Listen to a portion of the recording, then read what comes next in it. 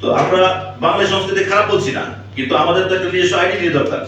আমরা যদি বাঙালি হই তাহলে কি দাঁড়ায়? বাঙালি সংস্কৃতি আসলে কি? বাঙালি সংস্কৃতি তো কলকাতাতে সবচেয়ে বেশি চর্চা হয়, আমাদের যেমন হয় না, এখন অনেক ব্যালেন্স হয়ে গেছে।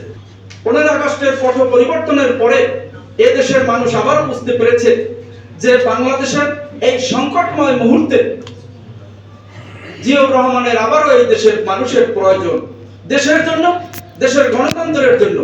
আমাদেরকে এই জায়গায় আরো সিরিয়াস হতে হবে। বর্তমানে যে নেতৃত্ব আসছে আমাদের জনাব তারেক রহমান, উনি অনেক বেশি ম্যাচিউর, অনেক বেশি আধুনিক, অনেক বেশি সময় উপযোগী। আমি রোকন ভাইকে বলবো যে আপনি তো দায়িত্বে আছেন, আমি আপনার সম্পর্কে আমি দূর থেকে অনেক ভালো জানি। এই বিষয়গুলি যদি আমাদেরকে কম্পাইল করে যদি আমরা আমাদের নেতার কাছে উপস্থাপন করতে না পারি, উনি কিন্তু মিসগাইড হবেন। আস্তে আস্তে দেখেন ওনারা চারপাশে কিন্তু আমাদের এন্টি গ্রুপ কিন্তু ঢুকে যাচ্ছে। কেন? হয়তো আমাদের এখানে দুর্বলতা আছে, লোক নেই, অথবা আমাদের কেউ, আমি ওইটা বলবো না, হয়তো আমাদের লোক নেই। তো এই জায়গাগুলি আমাদের খুব দ্রুত ফিল আপ করতে হবে। আমরা যদি বাঙালি হই তাহলে কি দাঁড়ায়?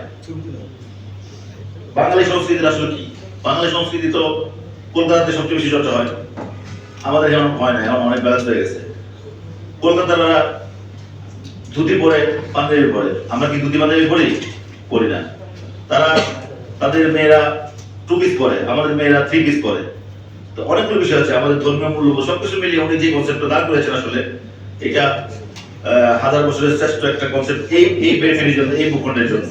সংস্কৃতি বিকাশ ওনার যে অবদানের বিষয়, সংস্কৃতি আসলে ওনার যে লাইফ মাত্র 44 বছর জীবন উনি পেয়েছিলেন, যেগুলো আমরা অনেক আগে পেয়ে গেছি। এই অল্প সময়ে উনি স্বাধীনতার ঘোষণা দিয়েছেন,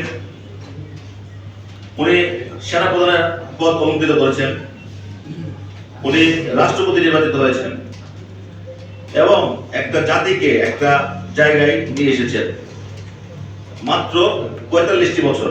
এই 45 বছর জীবনে সে যে সমস্ত কাজ করেছেন, এটা আসলে আমরা 2-4 জীবনে করতে পারবো বা কোনোদিনও করা সম্ভব নয় কারোর পক্ষে।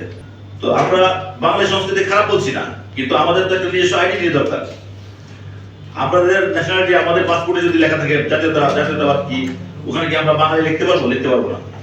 সুতরাং আমাদের এই নিজস্ব আইডেন্টিটি ক্রিয়েট করার জন্য আমাদের পাসপোর্টে বাংলাদেশি, যেটা অন্যান্য আমাদের বিরোধিতাকারীরা বলে যে আমরা বাঙালি, কিন্তু ওরা কিন্তু ঠিকই তাদের জাতীয়তা পরিচয় গিয়ে বলতে হয় বাংলাদেশি। আপনি আমেরিকা থেকে যদি বলেন আমি বাঙালি, তারপরে বলবেন আপনি ইন্ডিয়ান। আমেরিকা থেকে বলতে হবে বাংলাদেশি, বা ইন্ডিয়া থেকে যদি বলেন আপনি বাঙালি, তাহলে বলবে আপনি কলকাতা।